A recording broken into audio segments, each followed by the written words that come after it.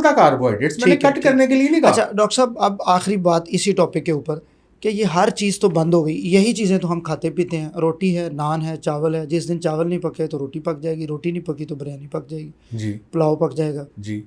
फिर क्या खाना है उन्होंने? तो सर इसका खमियाजा भी तो हम भुगत रहे हैं। आज कार्डियो मेटाबॉलिक डिजीजेस, आपकी यंगस्टर्स की डेथ्स हो रही हैं। आपने देखा है, आए रोज़ हमें ख़बर मिलती है जी कि फ़लाँ मेडिकल डॉक्टर या फ़लाँ बच्चा है जो है वो early morning was found dead in the bed. ये भी चीज़ें तो हैं ना साथ आपके, क्योंकि अगर आप इस वक्त किसी भी यूनिवर्सिटी या कॉलेज में चले जाएं, आपको हर बच्चे के हाथ में, एक हाथ में बर्गर, एक हाथ में सोडे की बोतल नज़र आएगी, या उसके हाथ में चिप्स का पैकेट नज़र आएगा। ठीक है जी, हम जब तक जागते हैं तब तक खाते हैं। मैटर ये करता है कि हम क्या खाते हैं और दिन में कितनी दफ़ा खाते हैं। अल्लाह मियाँ ने आपको डिज़ाइन किया हुआ है 1 फूड अ डे के लिए। ठीक है जी, डिज़ाइनिंग आपकी ये हुई थी कि आप दिन में 1 खाना खाएंगे, लेकिन चलें आप उसको मैक्सिमम 2 कर लें। 1993 तक अमेरिका के अंदर 3 खाने खाए जाते थे, नाश्ता, लंच और डिनर। अगर कोई बच्चा कहता था ना अपनी माँ को कि मैंने शाम के वक्त के मैंने आइसक्रीम खानी है, तो उसको जवाब देती कि ख़बरदार आइसक्रीम नहीं खानी, इससे तुम्हारा जो डिनर है वो स्पॉइल हो जाएगा, तुम खा नहीं सकोगे। ठीक हो गया। इसी तरह से स्नैकिंग का कोई रवाज नहीं था। By the time we reach 2005, 2005 तक पहुँचते पहुँचते इन 3 खानों की तादाद हो गई 7। अच्छा जी, ठीक है। और उसके बाद आप 2003 के बाद कार्डियोवैस्कुलर डिजीज़ कहाँ पे गई, शुगर कहाँ पे गई, मोटापा कहाँ पे गया, ये आप देख लें। और इस वक्त पाकिस्तान के अंदर आप इस इतवार वाले दिन या किसी आम दिन पे गौर कीजिएगा, खामोशी से काउंट कीजिएगा आपके बच्चे कितनी दफ़ा दिन में खाते हैं। जब तक आप अपने जिस्म को पहले खाने को मेटाबोलाइज करने का टाइम नहीं देंगे, जो कि मिनिमम 6 घंटे, अगर आपने नाश्ता किया हुआ है तो अगले 6 घंटे जब तक आप अपने इस खाने को मेटाबोलाइज करने के लिए नहीं देंगे। अब होता क्या है, सुबह नाश्ता किया, आप जैसे ही हॉस्पिटल पहुंचते हैं आपका पीएन ला के चाय और बिस्किट आपके सामने नहीं रख देता। ठीक है जी, अभी चाय और बिस्किट क्रेविंग होने लग जाती है, क्रेविंग हो जाती है, क्योंकि आपका सुबह का नाश्ता कार्बोहाइड्रेट्स पे मुश्तमिल था। ठीक है ना जी, वो क्रैश हो गया। ठीक है जी, आप 2 अंडों का आमलेट, 1 चाय का कप और 1 दही का बाउल लेके ज़रा जाइएगा और मुझे बताइएगा कितनी भूख लगती है आपको। वो सही है, आप कहते हैं वो बेस्ट है, बेहतरीन है, उसके अंदर आपके कार्बोहाइड्रेट्स नहीं है। ठीक है, ठीक हो गया। अच्छा, अब आपका अभी चाय और जो आपने स्नैकिंग की तो साल लंच का टाइम हो गया, 3 खाने हो गए। शाम को खा रहे हैं तो ये हो नहीं सकता कि भाभी ने आगे आपके लिए, क्योंकि जी अब मियाँ साहब माशाल्लाह पूरी दिन की थकन के बाद खा रहे हैं, तो ये हो नहीं सकता कि इवनिंग में आपके लिए चाय साथ खाने के लवाजमात ना रखे हों। कितनावा खाना हो गया? ये चौथा बन गया, चौथा हो गया। अब रात को आपने डिनर किया, बल्कि क्लिनिक पे भी बंदा चाय पी लेता है, चाय पी के 6 खाने तो आपने कर लिए। अब आप घर तशरीफ़ लाए रात को, आप पढ़ने लिखने वाले आदमी, आपने पॉडकास्ट की भी तैयारी करनी है। ये मुमकिन नहीं है कि आपको रात को जल्दी सोते हो, 1-2 बज जाते हैं, 1-2 बज जाते हैं। क्या ये मुमकिन है कि डिनर के बाद आप 2 बजे तक जागें और आप जाके फ्रिज किचन में चेक ना करें? 8 तो पूरे कर दिए आपने। तो सर फिर आप तैयार रहे ना फिर इन चीज़ों के लिए, फिर आप इन प्रॉब्लम्स के लिए तैयार। अच्छा डॉक्टर साहब, मेरा सवाल फिर थोड़ा सा मैं उसको दोबारा से क्वाइन करूँगा कि क्या चीज़ें आइडियल और कितनी लें दिन में, क्या डिज़ाइन कर सर? हर वो चीज़ जो कि कार्बोहाइड्रेट्स फ्री है या जिसके अंदर कार्बोहाइड्रेट्स कम से कम है, वो बता देना। हाँ जी सर, आप अंडे खाएं, ठीक है, गोश्त खाएं। नाश्ते में क्या लें? नाश्ते में अंडे लें, आमलेट लें उनका, ठीक है, उसमें से स्लाइस निकाल दें। अच्छा, डबल रोटी निकाल दें, ठीक है, सिर्फ अंडा खाएं। हाँ, डबल रोटी से कम बुराई पराठे में है, लेकिन पराठा बहुत बड़ा ना खाएं, एक पोर्शन मुनासिब ले लिया। 2 अंडों का आमलेट पहले खा लें, साथ दही का बाउल ले लें और पराठा एंड पे ले लें। ये जो हमारे तो रखें ना, ड्रामे और फिल्मों में दिखाते हैं कि अमीर फैमिली में सुबह सुबह जूस आता है, हाँ जी, वो ना लें। तो सारे इस वक्त सारे क्लिनिक अमीर फैमिलियों से यह बात है। ये जो महंगे टीके लग रहे हैं, ये भी मैंने आपसे सवाल पूछना था। वो अमीर फैमिलियों को ही लग रहे हैं, गरीब आदमी की जेब में तो पैसे नहीं है। वो तो बेचारा इतना मोटा भी नहीं। इस लाइफस्टाइल को हम भुगत रहे हैं। याद रखिए, जितनी भी 8 क्रॉनिक मेटाबॉलिक डिजीजेज हैं जो कि आपका हेल्थ केयर बजट किसी भी घर का 70% या किसी भी नेशन का 70% हेल्थ केयर बजट खाती हैं। आप इनको उंगलियों पे गिनना शुरू करें, ये जो 8 बीमारियां हैं यही आजकल घरों में हैं।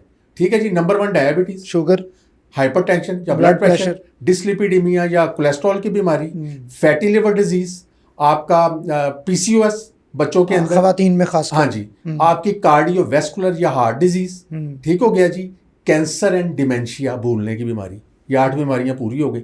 ये 70% आपका बजट खा रही हैं, ठीक है। और आपको आज मैं पूरी जिम्मेदारी से कह रहा हूँ, ये 8 की 8 बीमारियां ड्रगेबल नहीं है, ये फूडेबल हैं। ये बीमारियां कभी आप अपनी ईमान से बताइए, आप डॉक्टर हैं, इन 8 बीमारियों में से कभी दवाइयों के साथ कुछ आपने ठीक होता देखा?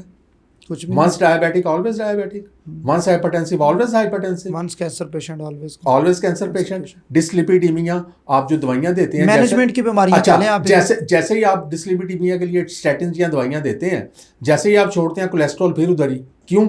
आपकी लाइफस्टाइल नहीं। मुझे इख्तलाफ नहीं है, दवाइयां आप दें सर, हम लाइफस्टाइल इंटरवेंशंस के लिए कुछ नहीं करते।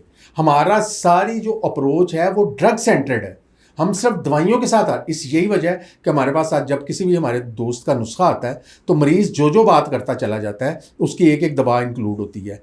एक एक नुस्खे के ऊपर 12 से 15 दवाइयाँ ऑन एवरेज लिखी होती हैं, ठीक है। इनमें से ये दवाइयाँ आधी से भी कम हो जाती हैं अगर कोई अच्छा डॉक्टर उनका लाइफस्टाइल इंटरवेंशंस कर दे, उनको खाने के बारे में बता दे, उनको ये बता दे कि खाने के अंदर वक्फा लंबा रखना है, बार बार नहीं खाना। यही वजह है कि आज तक जितनी भी ट्रीटमेंट मोडेलिटीज़ पाकिस्तान में या दुनिया भर में ईजाद हुई हैं, आप मुझे ये बताइए, ये 8 बीमारियां पिछले 10 साल की निस्बत ऊपर गई हैं या नीचे आई हैं? बहुत ज़्यादा ऊपर गई। अगर हम सब कुछ ठीक कर रहे हैं, तादाद ही बहुत ज़्यादा है सर, अगर हम सब कुछ ठीक कर रहे हैं और आज तक हमने बेहतरीन इलाज किया, हमारे की ओपिनियन लीडर्स ने और दुनिया के जो माहिरीन ने बेहतरीन इलाज किया, तो सर इनमें से 8 में से कोई एक बता दें जो पीछे। Why this is happening? हाँ जी डॉक्टर साहब, आप माशाल्लाह स्लिम हैं, स्मार्ट हैं, खूबसूरत हैं, अपना बताएं, कल क्या खाया आपने? अच्छा, जो मैंने अब जो मैंने खाया या जो आपकी रूटीन है वो बता दें। जो मैं खा मुझे ये सवाल अक्सर मेरे पेशेंट भी करते हैं, तो मैं उनसे कहता हूँ यार छोड़ो इसको, रहने दो, तुम नहीं कर सकोगे। अच्छा। हाँ, वो कहते हैं कैसे? मैंने कहा यार मैं रूटीन में 2 खाने खाता हूँ जो कार्बोहाइड्रेट फ्री होते हैं।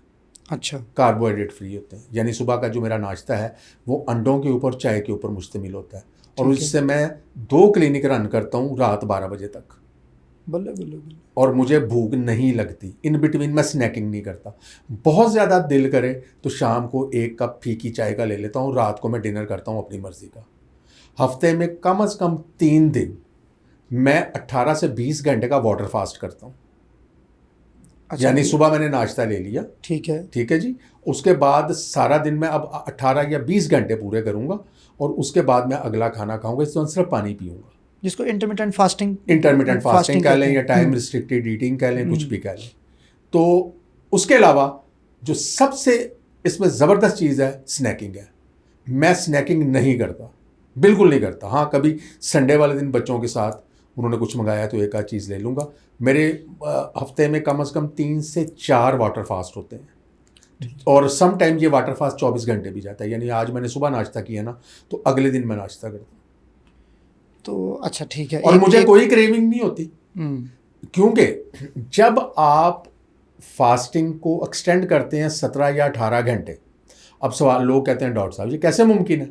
मुमकिन ऐसे है, और ये चीज़ बड़ी साइंटिफिकली प्रूव है कि जब आप फास्टिंग आपकी एक्सटेंड करती है 16 घंटे से ऊपर, अब आपकी बॉडी के अंदर कार्बोहाइड्रेट के जो स्टोर्स हैं वो डिप्लीट हो जाते हैं, जो ख़त्म हो जाते हैं, रिजर्व पड़ा होता है। वो कहाँ पे थे? वो आपके ग्लाइकोजन की शक्ल में आपके लिवर के अंदर स्टोर थे। ग्लाइकोजन स्टोर्स डिप्लीट हो गए, आपका जो ग्लूकोनियोजेनेसिस की वजह से था वो डिप्लीट हो गया। अब जिस्म को तो कार्बोहाइड्रेट नहीं मिल रहा, अब जिस्म ने जिंदा रहना है, ठीक है, वो क्या करेगा? फ़ौरन आपकी बॉडी स्विच करेगी आपके फैट की तरफ, तो वो आपकी जिस्म का फैट लेना शुरू कर देगी। दिस इज़ की टुवर्ड्स योर फैट लॉस। आपकी बैली है, मेरी बैली देख लें आप, ठीक है ना जी।